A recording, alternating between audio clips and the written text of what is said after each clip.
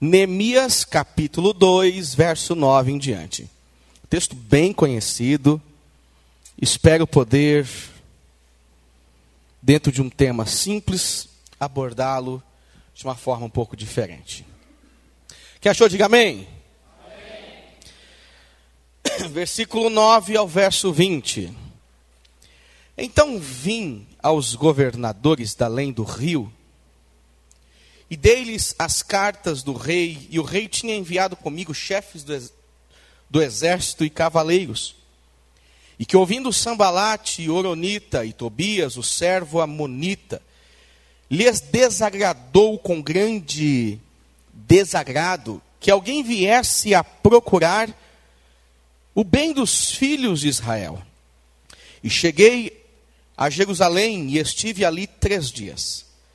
E de noite me levantei, eu e poucos homens comigo, e não declarei a ninguém o que meu Deus me pôs no coração para fazer em Jerusalém. E não havia comigo animal algum, senão aquele em que estava montado. E de noite saí pela porta do vale, para a banda da fonte do dragão e para a porta do monturo, e contemplei os muros de Jerusalém, que estavam fendidos, e as portas que tinham sido consumidas pelo fogo. E passei à porta da fonte e ao viveiro do rei, e não havia lugar por onde pudesse passar a cavalgadura que estava debaixo de mim. Então de noite subi pelo ribeiro, e contemplei o muro, e voltei, e entrei pela porta do vale, e assim voltei. E não souberam os magistrados onde eu fui, nem o que eu fazia, porque ainda até então, nem os judeus, nem os nobres, nem os magistrados, nem aos mais que faziam a obra tinha declarado coisa alguma.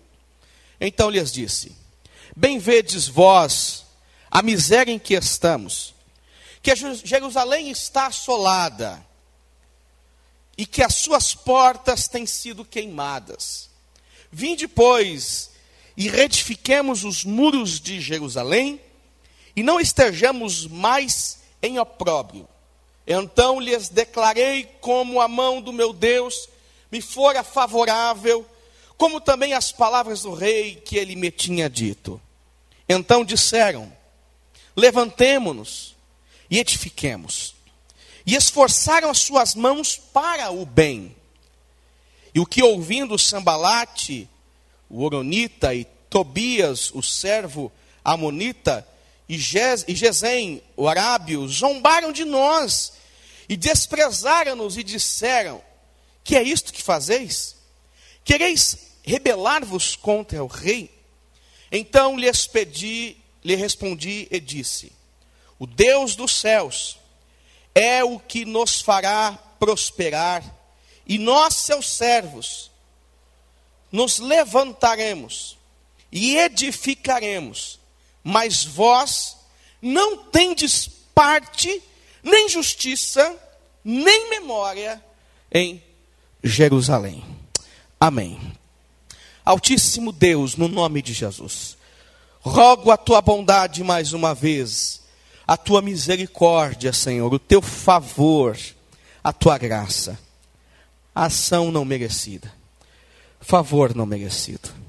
Pai, em nome de Jesus, fala conosco, fala com a tua igreja, usa a minha vida, em nome de Jesus, Pai, usa a minha vida. Pai, que os nossos ouvidos estejam abertos, que a nossa mente, ó Deus, esteja atenta, os nossos olhos estejam fixados naquilo que o Senhor tem a nos dizer, Pai, neste primeiro domingo deste novo ano. Em nome de Jesus, nos abençoe. Amém. Meus irmãos, eu quero, nessa noite, discorrer sobre um tema que eu já falei várias vezes, e às vezes ele parece ser um tema cansativo, e às vezes ele é um tema utilizado como movimento ou chave para levar pessoas a aplaudir muitos que assim pregam. Mas o tema que quero falar é sobre conselhos práticos para aqueles que têm sonhos na vida. Eu quero falar sobre isso. A melhor definição que temos sobre esta palavra sonho é esta: ideia com a qual nos orgulhamos, ideia que alimentamos, pensamento dominante que seguimos com interesse ou paixão. Posso definir sonhos desta maneira. E quando eu falo de sonhos, não é aquele sonho que você teve depois de comer macarrão e você, cansado no domingo à tarde, sonha que ganhou na Mega Sena. Não é isso. Ia dar virada ainda, né?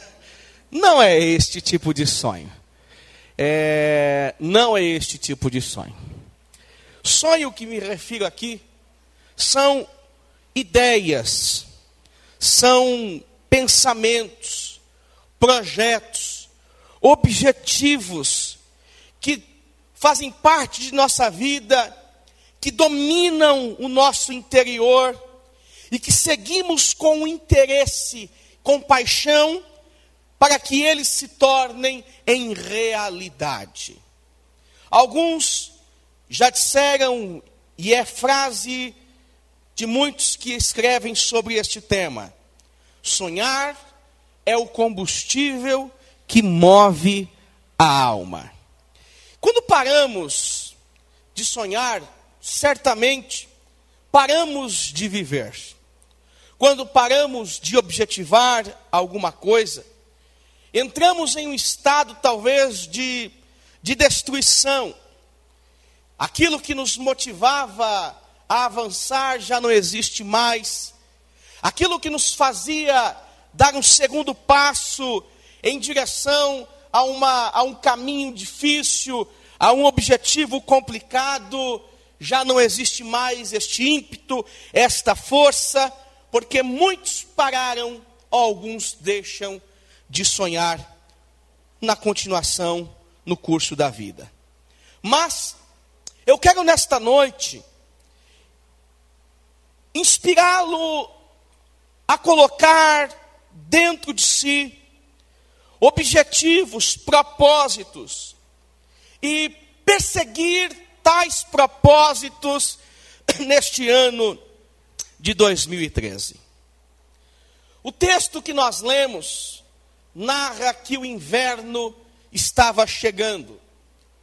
445 anos antes de Cristo, Neemias estava na cidade de Suzã, sede do governo persa.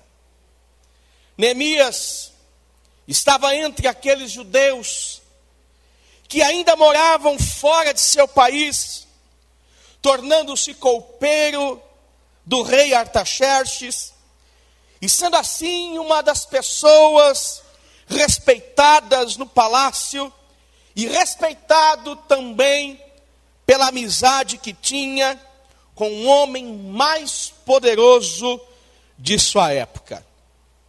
Nesta ocasião, Neemias, ainda servindo o rei, recebe a visita de um parente distante, de um irmão vindo de Jerusalém, em uma viagem de 1.600 quilômetros até Suzã.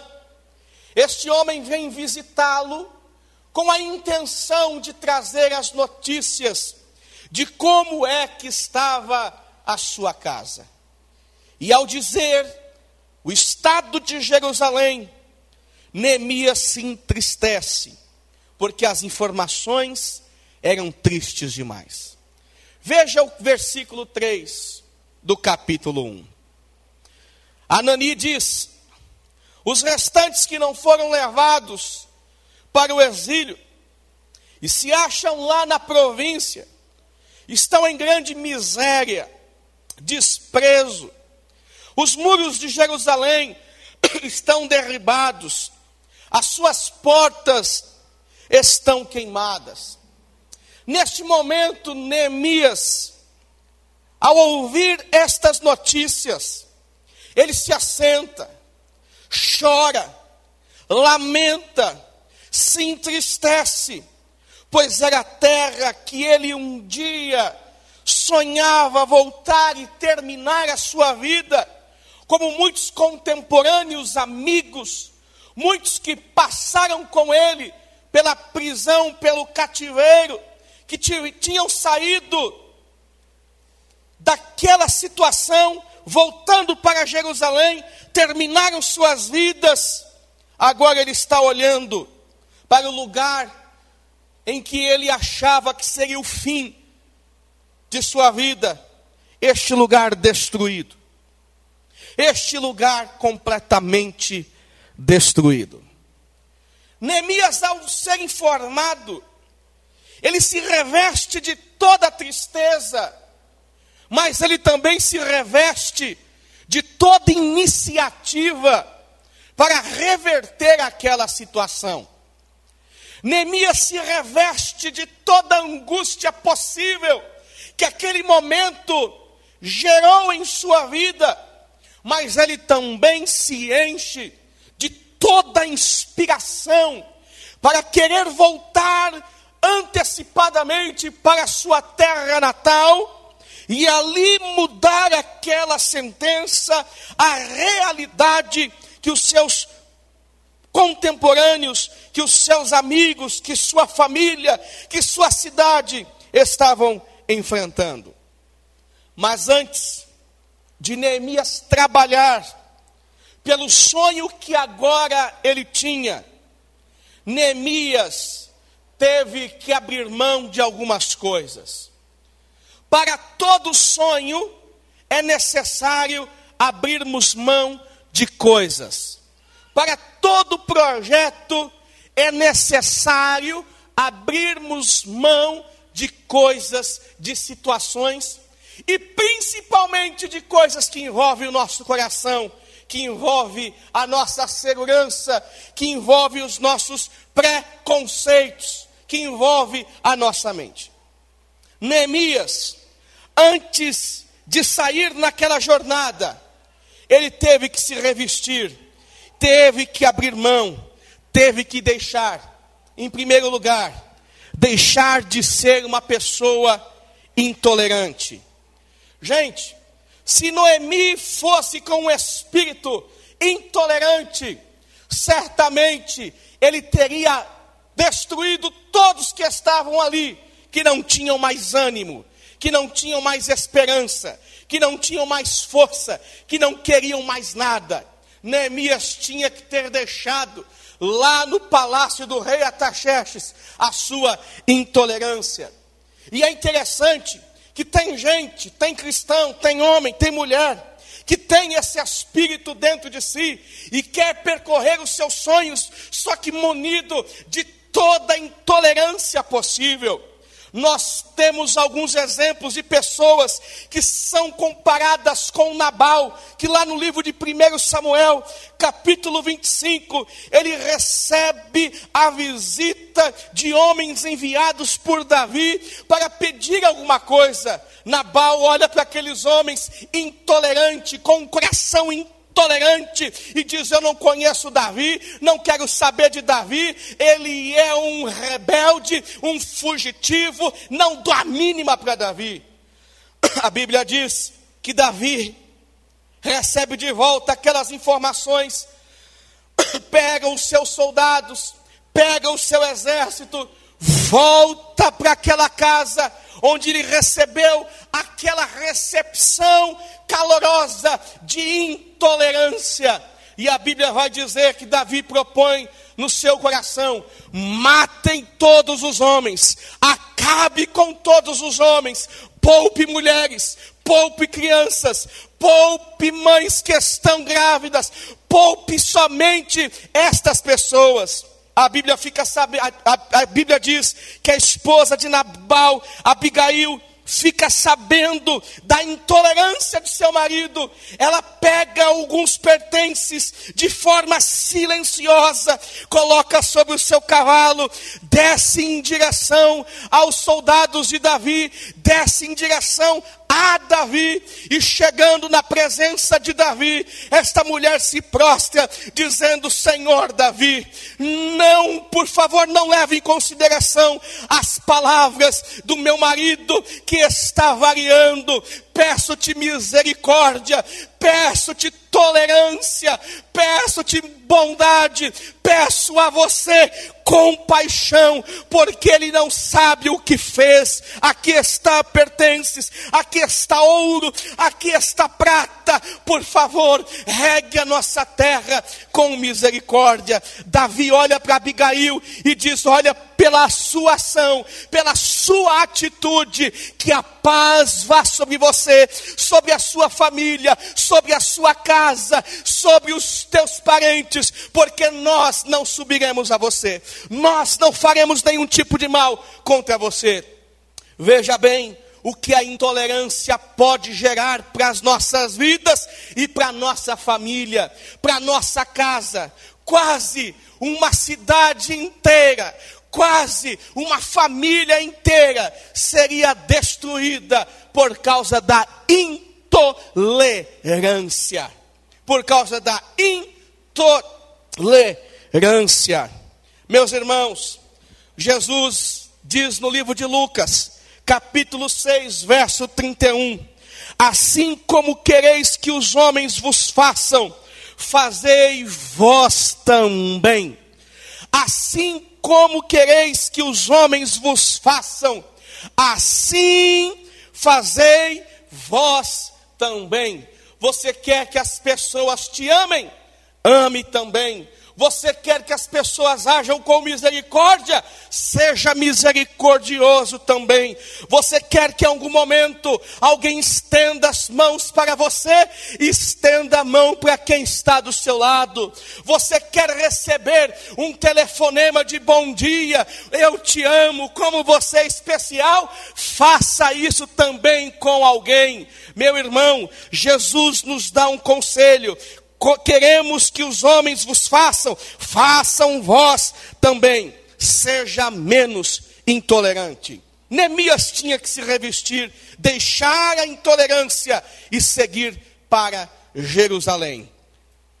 Segunda situação, Neemias, ao sair daquela cidade, Neemias, ao deixar Suzã, ele tinha que deixar também de ser uma pessoa pessimista, porque o quadro que ele iria enfrentar era um quadro de muita dificuldade.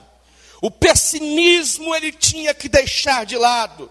Ele tinha que ser um homem que enxergava pelas lentes da vitória, não um homem pessimista que olhava pelas lentes escuras do fracasso. Neemias tinha que olhar por um prisma que nenhum dos outros que ali estavam olhavam. Neemias tinha que deixar na cidade de Suzã o rancor. E gente, isso é interessante, porque tem gente que parece ser um poço de amargura jorrando continuamente de dentro do seu coração. Gente que vive de mal com a vida, sempre resmungando, reclamando da família que tem, reclamando da casa que mora, da roupa que veste, da comida que come, da igreja que frequenta, do pastor que tem, dos líderes que tem, do assento que é novo, do assento que era velho, do chão que era verde, do chão que é de madeira, das luzes que eram mais escuras e agora está tudo mais claro. Tem gente que reclama do som que é bom e do som que é ruim. Tem gente que é rancorosa, vive uma vida perturbada e perturbando os outros também. No livro de Hebreus, o escritor diz: não haja raiz de amargura que brotando vos perturbe, e por meio dela muitos sejam contaminados. Hebreus capítulo 12, versículo 15. E eu percebo que hoje a quantidade de crentes rancorosos, crentes amargurados, tem se levantado e se manifestado dia após dia, e parece que não tem ninguém que chame a atenção, mas hoje Deus está falando contigo: deixe de ser rancoroso, deixe de reclamar de tudo, deixe de resmungar de tudo, porque Deus tem sido bom na sua vida, amém? Fala isso para a pessoa que está do seu lado: deixa de ser rancoroso.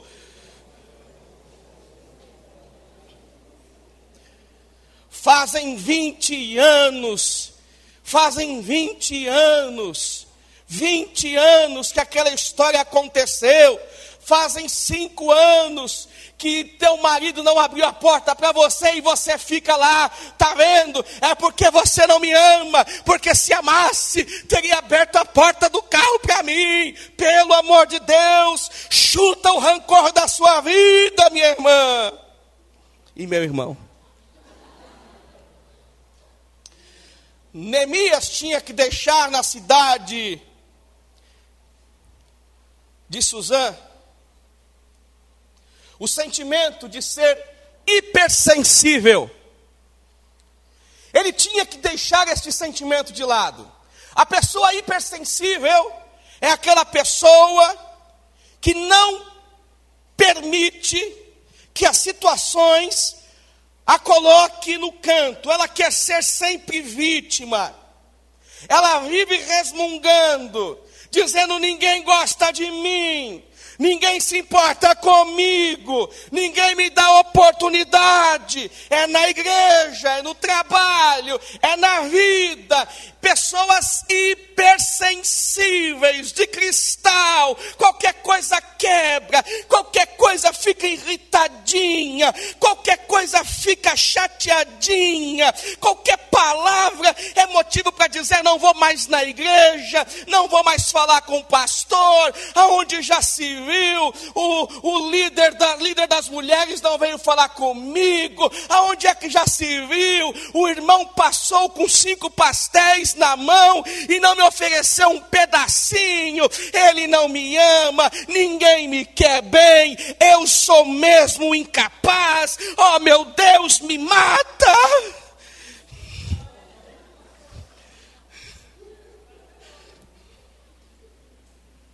Tem gente que é hipersensível. Se você passa do lado dela sem dar a paz do Senhor: ai, meu Senhor, o que eu fiz? Está vendo? Eu disse que ele não gostava de mim. Eu disse que ela não gostava de mim. Eu disse. Aí ele passa a semana toda chorando: é porque a pastora não falou comigo, é porque o pastor não veio me dar paz do Senhor.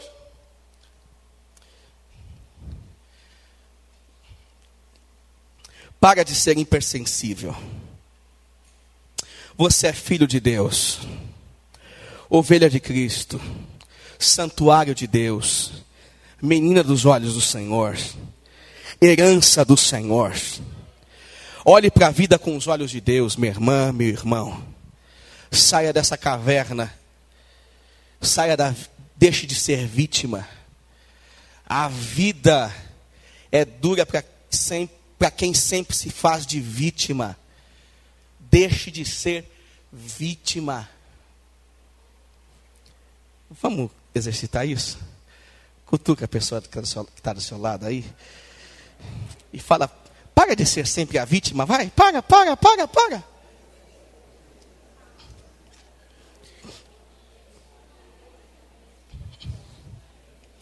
Neemias tinha que deixar de ser a vítima. Oh, meu Deus, oh céus, se eu tivesse lá, oh meu Deus. Neemias precisava seguir para Jerusalém, deixando na cidade de Suzã a incredulidade. Meus irmãos, tem gente que sempre diz: puxa vida, eu acho muito difícil de Deus fazer isso, eu acho impossível disso acontecer. Ah, os tempos de milagres acabaram. Não vai acontecer comigo não. Deus não age mais assim hoje não. Tem gente incrédula que não acredita mais na intervenção do poder de Deus. Jesus aconselha os seus, em vários momentos, dizendo para eles: não temas, crê somente. Neemias precisava seguir para Jerusalém, não com um sentimento de incredulidade, mas ele precisava seguir para Jerusalém. Eu creio no que Deus vai fazer. Eu creio no que Deus vai operar lá em Jerusalém. Jesus disse que se creres, tudo é possível. Se creres, verás a glória de Deus. Neemias deixou em Jerusalém essas coisas e outras mais que poderíamos dizer. Mas ele tinha que seguir para Jerusalém. Ele tinha que, antes de ir para Jerusalém, se revestir e seguir para esta cidade que estava caótica, como uma pessoa cheia do Espírito. Ele não poderia entrar em Jerusalém não com outra força, a não ser com a força do Espírito. O Novo Testamento, em Efésios, Paulo vai aconselhar os crentes dizendo o seguinte: não vos embriagueis com vinho que há dissolução, mas enchei-vos do Espírito. Neemias não poderia seguir para esta cidade se não fosse cheio do Espírito. Meus irmãos, Neemias não poderia seguir para Jerusalém se não fosse como uma pessoa alegre no Senhor, porque essa era a força dele. Ele não poderia seguir para Jerusalém se não fosse cheio de amor. Ele não poderia seguir para Jerusalém se não fosse cheio de generosidade. Ele não poderia seguir para Jerusalém se não fosse uma pessoa comprometida com a oração e com a palavra de Deus. Mas voltando ao texto, Neemias tinha um sonho. Mas é interessante que, se nós nos atentarmos para algumas coisas, nós vamos entender que é necessário seguir alguns conselhos para não sermos roubados no meio desta trajetória de nossos sonhos. Quais são esses conselhos, pastor? Entenda da seguinte maneira: primeiro, saiba na sua vida que assim como surgirão pessoas verdadeiras no curso da sua vida, surgirão também pessoas mesquinhas no curso da sua vida. Assim como surgirão pessoas verdadeiras, também surgirão pessoas mesquinhas. Veja o verso 10 do capítulo 2. Disto ficaram sabendo Sambalate, o horonita, e Tobias, o servo amonita, e muito lhes desagradou que alguém viesse a procurar o bem dos filhos de Israel. Meu irmão, minha irmã, não se impressione que haja pessoas como Sambalate e Tobias, pois a alma vil não consegue festejar a grandeza de ninguém. Entenda isso, por favor. A alma vil não consegue festejar a grandeza de ninguém, o sucesso de ninguém. Vão surgir pessoas assim na sua vida. O medíocre não consegue acreditar que alguém tenha motivações nobres. Quantas pessoas que conhecemos se comportam desta forma quando nós começamos a apresentar os nossos sonhos e projetos, e surgem pessoas dizendo: ei, para com isso não vai dar certo não. Uma coisa é um conselho de um amigo que você pede a opinião. Outra coisa são aquelas pessoas que têm o dom de se intrometer na sua vida para dizer o que pensam sobre o que você está fazendo. Meu irmão, não faça isso. Eu já vi tanta gente até morrendo. Toma cuidado, não faça isso. O medíocre não consegue acreditar que alguém tem motivações nobres. Que alguém tem motivações nobres. Segundo conselho, entenda isso. Lembre-se que todo visionário conta com poucos recursos e poucos parceiros. Eu vou repetir isso. Lembre-se que todo visionário conta com poucos recursos e poucos parceiros. Veja o verso 12 do capítulo 2. Então à noite me levantei, e uns poucos homens comigo, e não declarei a ninguém o que o meu Deus me pusera no coração, para eu fazer em Jerusalém. Não havia comigo animal algum, senão o que eu estava montado. Quando você tem um sonho, um projeto, às vezes esse projeto será acompanhado por poucos recursos e poucos parceiros. Poucos recursos e poucos parceiros. Só que, quando colocamos em ação aquilo que sonhamos, temos que entender que a maioria não está interessada com o que se passa dentro do seu coração, do meu coração. A maioria das pessoas do Cineia não estão interessadas com o que está passando aqui dentro. A maioria das pessoas não estão nem aí o que está acontecendo aqui dentro. Elas não querem saber. Nem sempre estão preparadas para estarem do nosso lado. Só que lembre-se disso. Deus gosta disso. Deus gosta de te ver iniciando algumas coisas com poucos recursos e poucos parceiros. Deus gosta disso para te surpreender. Deus gosta disso. Lembram-se de Gideão? 32 mil soldados numa batalha, prestes a entrar numa guerra. A vitória seria certa. 32 mil homens à sua disposição. Aí Deus lhe diz: Gideão, é muita gente. Diminui esse número para 11 mil. Gideão, ainda é muita gente. Diminui este número para 300. Poucos recursos, poucos parceiros. Não importa, porque temos ao nosso lado um grande Deus. Poucos recursos, poucos parceiros, não é sinal de derrota. Quando você segue confiando no que Deus pode fazer, você estará dizendo: eu tenho um grande Deus. Eu tenho um grande Deus.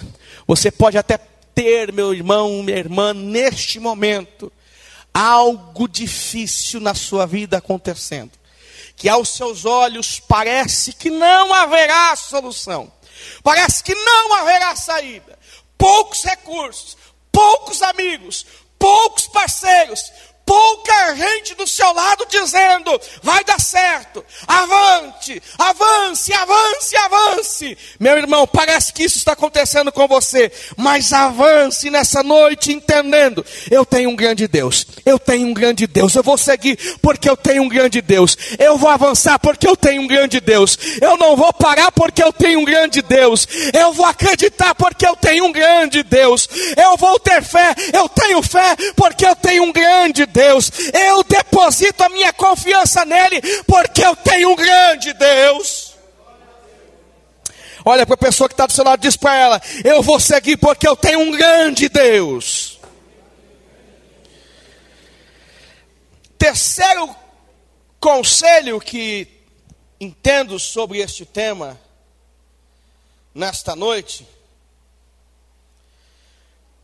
você que sonha, entenda o seguinte: não perca seus sonhos colocando toda a sua esperança em sua própria capacidade.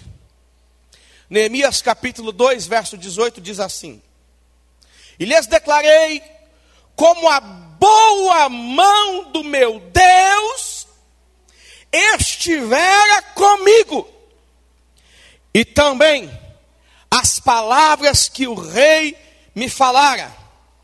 Então disseram aqueles que estavam com ele: disponhamo-nos e edifiquemos.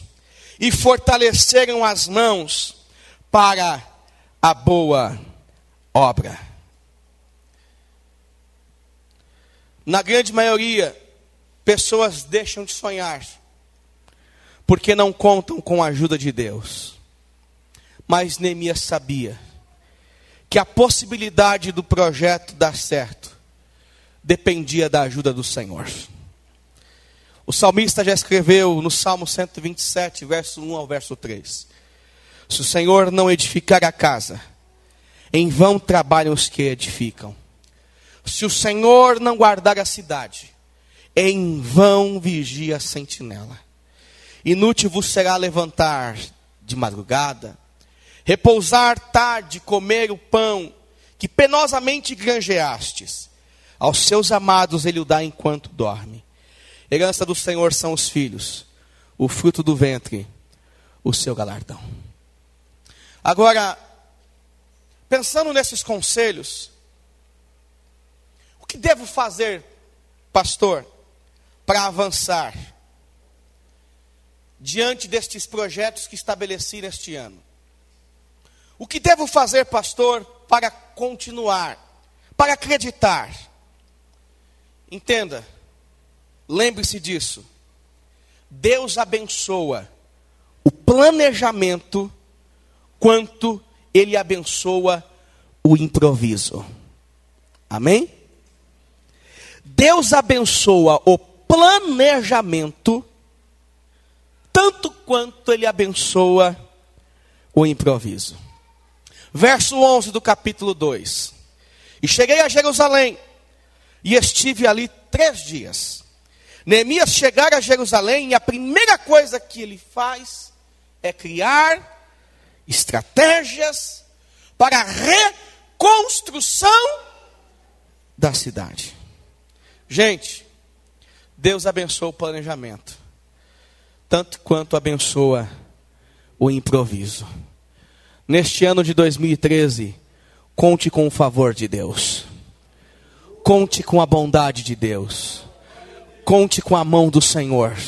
Ele vai trabalhar na tua vida. Ele vai trabalhar no meio do teu planejamento.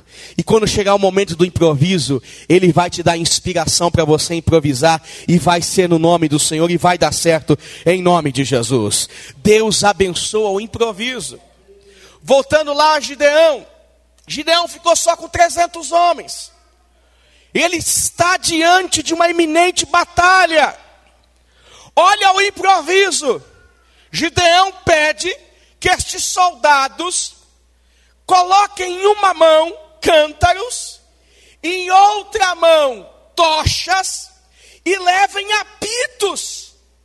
Meus irmãos, isso é improviso total. E aí a Bíblia diz que está lá, os exércitos de Gideão são 300. O exército improvisado de Gideão, à noite, indo em direção aos seus opositores, ao exército inimigo, com cântaros, tochas, em direção daqueles homens. Dado o momento, aqueles homens que estavam com os cântaros e as tochas acesas, quebram os cântaros, começam a gritar e a assobiar e a apitar. E os seus inimigos olham e veem de longe quantas tochas de fogo, imaginando, seremos destruídos, porque este número de soldados inimigos que vêm contra nós são incontáveis. Fujamos, porque vamos perder. Deus abençoa o improviso. Deus abençoa o improviso. Mas é Ele que inspira às vezes o improviso. Ele abençoa. Então quando você estiver diante de uma situação difícil, complicada, uma situação sem saída, espere que Ele vai te dar estratégias para improvisar. Amém? Não é sempre assim, Toninho? A gente está naquele momento de dificuldade, aí vem o improviso. Meu Deus, como eu fiz isso? Como eu saí desta situação? Foi o Senhor te inspirando ao improviso. Foi o Senhor te dando estratégias.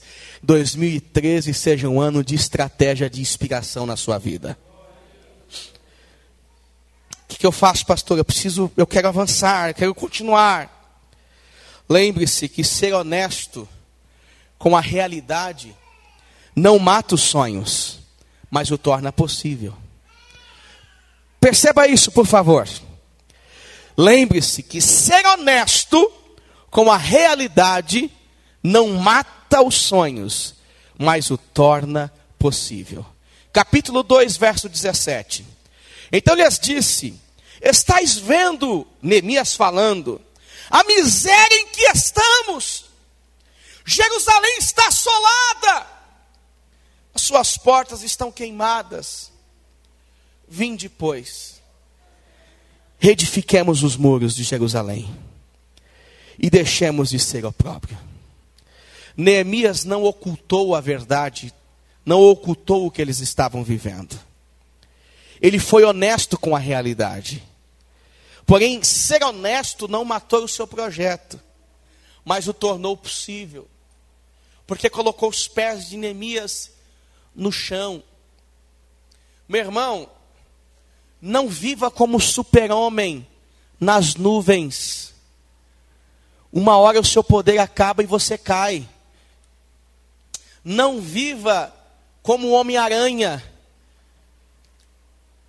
De torre em torre, uma hora vai acabar a sua capacidade de pular. Não viva como a Mulher Maravilha. Amém, Denilson? Não, amém, irmã? Porque ele está com o olhinho desse tamanho. Está dormindo ou está acordado, Denilson? Ah, tá. Obrigado, viu? Eu vou jogar a Bíblia em você. Não viva como um super-homem, como uma super-mulher. Seus pés têm que estar no chão. Seus pés têm que estar no chão. Fala para a pessoa que está do seu lado: viva com os pés no chão. Agora continue dizendo para ela: com pés no chão e com a mente em Cristo.